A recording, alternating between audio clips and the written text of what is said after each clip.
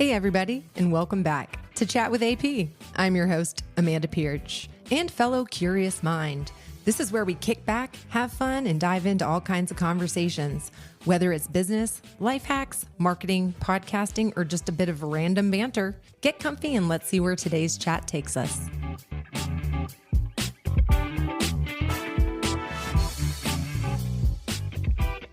My degree is in psychology and my minor is in leadership.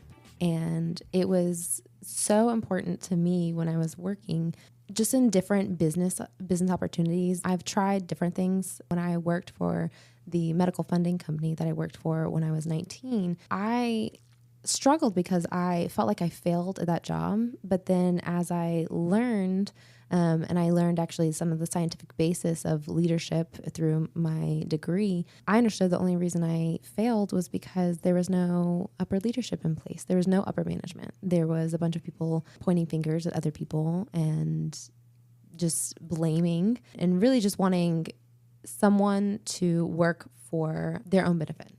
You do what I say because it benefits me for you to do it this way. That doesn't really bode well for longevity relationships or growth. They had no idea of really what I was capable of, and that's why they failed. It did feel good. I never want to wish ill on other businesses, but I have to say I walked away, and 2 years later they were in the ground. So writing was on the wall, and God definitely purposely moved me away. Hi, I'm Christina Snyder, and this is Chat with AP. In a leadership role as a stunning millennial, Christina, tell me what it's like. Being in a leadership role, if I'm honest, it was kind of sprung on me. When I started, I did not think that this is where I would be. I was hired as office administrator, and it was supposed to be my mindless job while I finished college, just to file papers and do all of the easy things. And as the Lord would have it, usually he sneaks in and changes our vision for ourselves. And I am lucky to be with Adam as my boss, and he has he does have great vision.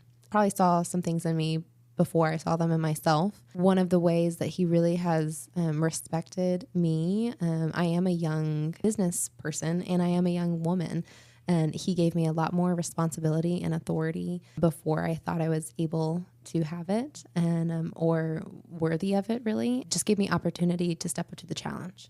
So moving in here and being in a leadership position, it is fun because I am learning so much. I know I have so much more to learn, and having mentorships like from Karen Walters, like we were talking about earlier.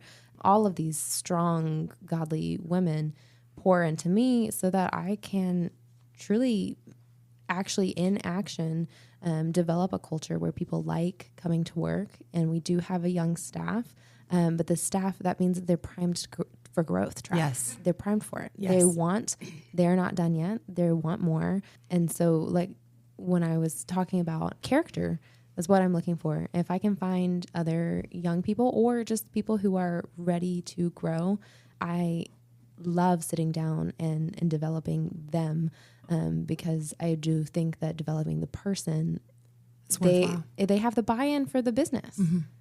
It's so much less work for me. If I can help that person develop, they're going to have more buy-in for the growth of the firm. Mm-hmm. And so I want that collaboration.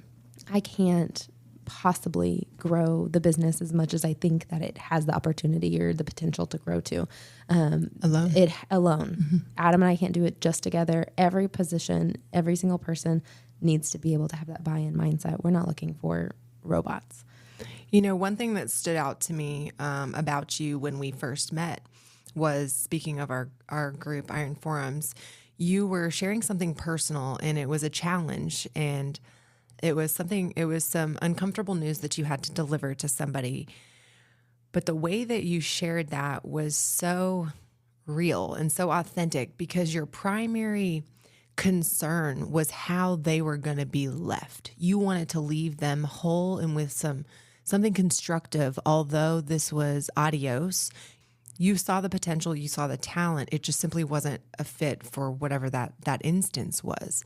But you being able to separate yourself from that and look through the lens of the other person far beyond, whatever role that was that person was in, really stood out to me. And that's kind of when I took an interest in learning more about you. So I hate it. We both fall into the millennial category. I'd remove that word from the dictionary only because it has a negative connotation as it relates to the world today. If we were the definition of millennials, it'd be kick booty. So talking about being faced with leadership challenges as a younger person in a role, how you navigate. I'm firmly grounded in the fact that I know that age doesn't always equal maturity. And age also doesn't equal experience. There's a lot of people who live with their blinders on, and so they keep staying in the same box because they don't actually learn the lessons that they're supposed to be learning and apply them. Very early on, what I know I've referred to you as identity stripping, where a lot of the things that I hung my hat on as a very young woman, I would say preteen to early teenage years, got pulled away just because of life experience. And so the materialism or the success of I'm so brilliant and I, whatever it was that's very surface level character traits or defining traits, all of those got taken away at one point or another. And so I really learned where to find my identity and my identity in Christ. And so I think it's a really important lesson to learn as a leader that I'm not getting self-gratification out of being a leader. This is not for my benefit. I enjoy it because I do think I am good at it, and I enjoy seeing something work. I like the puzzle when it comes together. I like putting everything, seeing it work with efficiency. But I don't get my confidence out of if my peers necessarily like me, or if the people, am I doing a good job? If all my energy is focused outward on the perception of if I'm being a good leader, or if I don't know, does this person is older. What if they think, that I don't have the authority and listen to me? Well, I'm already rooted in my seat of authority. If you want to work with me, then you need to understand that, and can operate. It's not a power struggle because it's already defined, or the power is already defined, and so I just think that I like working with people who are older than me. I think that they have a lot of they can have a lot of experience and education, a lot of expertise to add to the table. But in that specific dynamic, if someone is not wanting to work with me as a leader because I'm younger, that tells me everything I need to know. Exactly. Something I'm learning over time just through observation, I wish I would have learned this a decade ago to save me a lot of burn, is people really show you who they are without you having to do anything. Mm-hmm. If you look and you listen after a while, and that relates personally, business-wise, anything. So much like you said, it would come to the surface.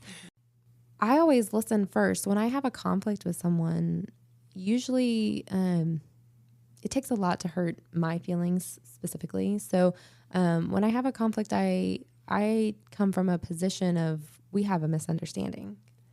And I'm not understanding where the disconnect is. And so I also don't usually, especially if I am hiring or, I wait for a long time, to really get to know someone, and I know who these people are that I'm working with. And so if there's a conflict, it doesn't have to be personal because I try my best to assume the best about someone else. Conflict is so much easier when you're assuming that this person doesn't mean to harm me.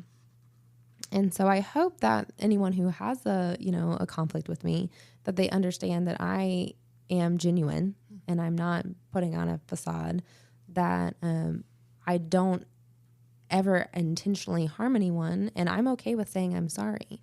Mm-hmm. And so that's the type of leadership I hope is known and is recognized throughout the firm, mm-hmm. coming from me. But I'm quick to address it. And usually, it's let's sit down, let's close the door.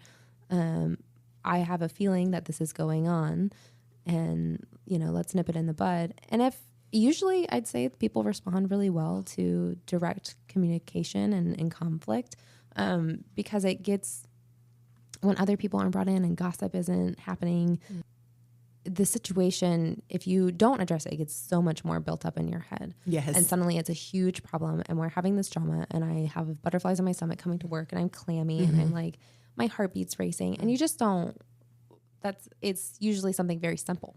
Doesn't create the environment or the culture that we're looking or want to be healthy in.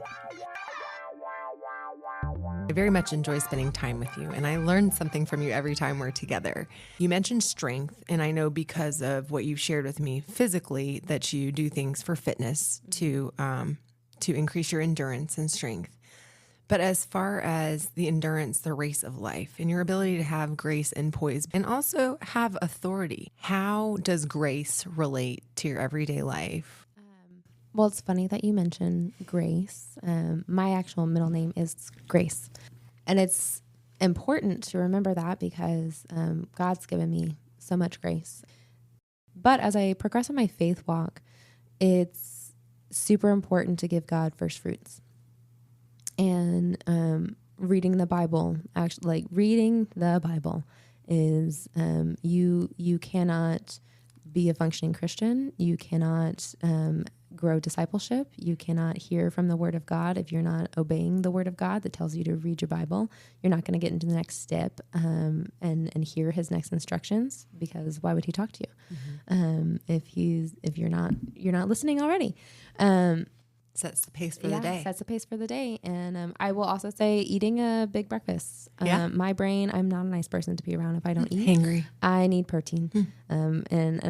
You can't take any of the supplements that I like to take without on an empty stomach. Yeah. So big protein. And thank you for my husband, because he helps me and he makes breakfast a lot. Shout out to Riley. Shout out Riley. There's a lot to be said for capturing that moment. To me, it's kind of, I don't want to say dawn because it's not that hour, but let's just talk about that 4:30 hour. Mm-hmm. From 4:30 to about 6, it's like the world kind of isn't awake. Mm-hmm. I can just hear my neighbors starting to start their cars, dogs barking. I am able, like you said, to center and focus and meditate in a way during that time that I cannot achieve at any other time during the day. And based on what I've learned from you, I believe that it has a lot to do with the neurogenesis, that being the freshest, best time in the morning for me versus, at the end of the day when my brain is just mush. But that kind of intimacy with yourself and with Jesus, there's so much substance in that time. So protecting that and enjoying that is something that I'm so glad that you get to do. I hope that everybody listening has a chance to do that. But beyond that, just take some time and space for yourself and reflect. And I'd also say one of the things that I've really noticed, especially in my prayer time, is the posture of prayer. There's a lot of times where people are sitting up straight or sitting in bed. They wake up and they're just, comfortable. I have decided to start putting into practice getting back on my knees to pray. Mm-hmm. And kneeling and bowing my head the way that I was taught when I was a child, and just kind of fell away from. And my headspace and the clarity of what I'm saying and how I'm praying, and I am much less distracted than if I decide to, oops, I ran late and I snoozed and I shouldn't have, and now I'm trying to do my red light therapy at the same time I'm doing my prayers. Oh, well, I'm doing something for me right now, and prayer is not at all about that. Right.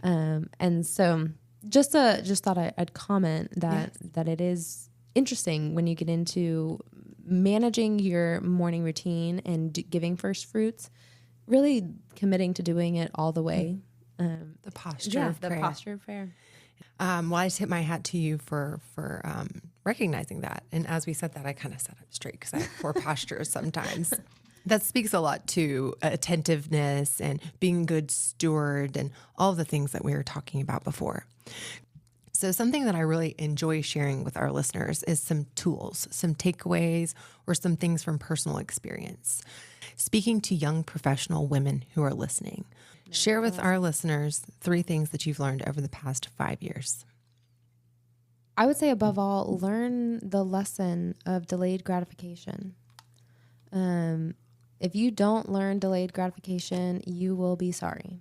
It is the probably most important lesson I learned of college. I worked a long time and I worked 2 jobs for most of my college career. And that was a lot. But it taught me longevity, and being able to, the ability that I have in myself and now the trust that I have in myself to set a goal and pursue it for a really long time without ceasing. And the many lessons that you learn through that time period is how to be content in the moment as you pursue your long-term goals. There's going to be each stage that you pursue, that you learn something new that will give you the keys to unlock the next step of pursuing the big goal. So don't be afraid of having the long-term goal. You should have the 10-year, you should have the 15, you should have the 20, but you need to be able to have the delayed gratification part of that. And I think that that's applied not just to yourself in professional world, that's also can be applied to yourself in your relationship building. You want to have great friends. Well, it takes a while to figure out what community you want to be a part of. And then that was a lesson I think I also learned in my marriage. My husband didn't propose until we were 5 years into dating. Of course, we were young. We started dating at 19.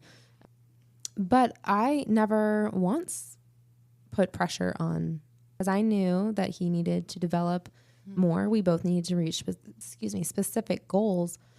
And that it just became so much, when I let go of the reins a little bit and allowed him to grow and develop, it became so sweet in some areas. So delayed gratification is one. I would also say find a mentor. You can Google an AI all you want. An AI, I am not hating on it. It's super helpful. Super helpful. But truly nothing compares to having a mentor who knows you. I am, like I said, a psychology major. So I had a therapist for over 12 years by the time I was 23. And I cannot put into money what the true value of that was. And so, yes, that was not necessarily a mentorship relationship. It probably developed into that later on. But I outsource a lot of the things that I need to people who I want to be like. I do informational interviews with them. I know that you know the power of an interview. And I also would say be very choosy with the mentors. Just because someone wants to be your mentor does not mean that they're qualified to be it, which was kind of interesting navigating being young, where you think that, yes, I want to learn, just everyone pour into me. Well, you don't need to be poured into by everyone. Because accidental influence is real. If Definitely. You surround yourself with that wrong person or even... But it is being very picky and choosy about who your mentors are. Having good mentors that can reflect back on you and also tell you no is really good. I will say it is interesting, the male to female brain. My husband has been so influential in my development, and probably much more sweet to me than I am to myself. But marriage so far has been a great tool, and our relationship overall has been a really great tool to reflect back on me exactly where I need improvement. So you said delayed gratification and intentional mentorship. What would you say is the third? The third, I think, is compartmentalization. I think it's really important to be well-rounded and to not fully find all of your identity in one aspect of yourself. And so I'm not just a leader at work. I'm not just a wife. I'm also someone who wants to get better at running this year. Or, I have been weightlifting for the past several years. And so I want to develop all these different aspects of myself. And I think that goes into like the delayed gratification, the 10-year and the 5-year or whatever goals. It's needs to be different goals of different categories. Yes. I want to learn how to sew some clothes. Like I want to develop all these different tools, and I have all these different ideas. And so I think it is really important to have hobbies that improve your health. I think it's important to have hobbies that get you to be social. I'm more of an introvert, and so I can be a homebody all day long, and it just recharges me. But I know how important it is to have friends, and everyone's waiting for their friends to reach out to them. And community. And a community. And there, I think that a lot of people kind of treat their relationships like, or their ability, their interaction within relationship, like it's some type of transaction, that if you reach out too much, it's going to take away from you. And that's definitely coming from a scarcity mindset, or where like you're preemptively getting your feelings hurt. That's not very understanding. So I do say that's something that I think I'm personally am working on, is making sure that I'm the person, my cup is full. And so I should be reaching out, and I should be making plans with people. So a hobby to keep you social. And then I also think that there's a hobby that maybe could make you money, and a hobby that I just want to keep building. And then, yes, I need to like calm down and just rest and not do something sometimes. And so I think, being able to walk away sometimes and not obsess over specific goals. I think that is kind of part of the key to being content. And I would be amiss if I didn't, spotlight that to me, it's all on God. Absolutely. Absolutely. Wow, I have so much compassion for people who don't really get where I'm coming from with this, that, anxiety and depression, I've dealt with both pretty severely. But now that I have real relationship, adult relationship with the Lord, why am I worried about anything? I am so well seated. And I think that that's knowing where your value comes from, and most of all, praying that the will of the Lord be done. It's not, I do need to make steps. I do need to reach out in faith. I need to be obedient when I'm called to be obedient, but he's in control. His will is what I want. I align myself with that. I know that he has a plan for me. I know he wants me to be successful. The joy of the Lord is my strength. Jeremiah 29:11, all of these things that are God's promises to me, and I pray them over my life. Yes. Man, I was just getting excited as you're saying it. It's such a beautiful place to have that peace. And I can only speak to it now in my 30s, really, as my faith walk has really bloomed, and more so over the past 3 years. When they say the peace that surpasses all understanding, I never really truly knew what that meant. So that is very important. You mentioned something, I think you specifically said something about coming into womanhood.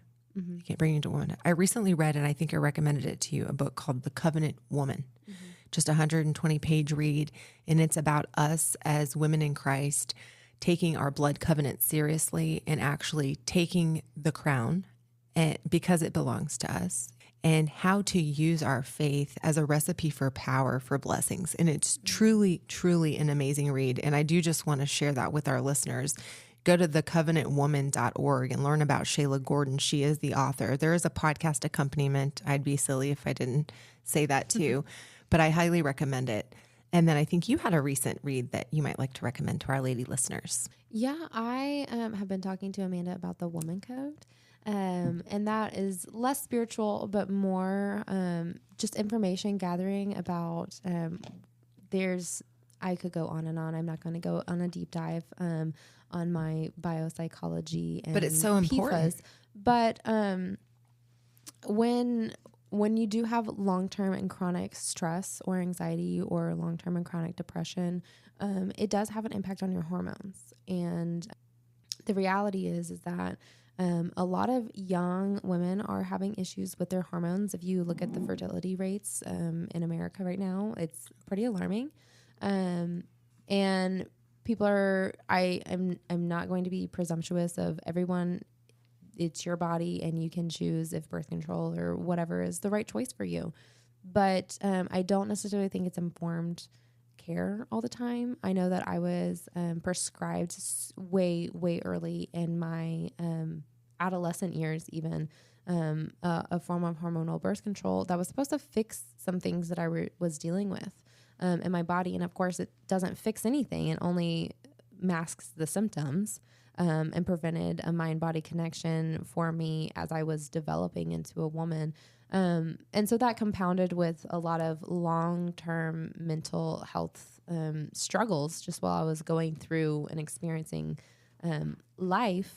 I did have some hormone issues, and thanks be to God, I'm healed for that. But part of that was reading the Woman Code, and it gave me some really great information and just even like a meal plan on what foods to eat each week for your cycle.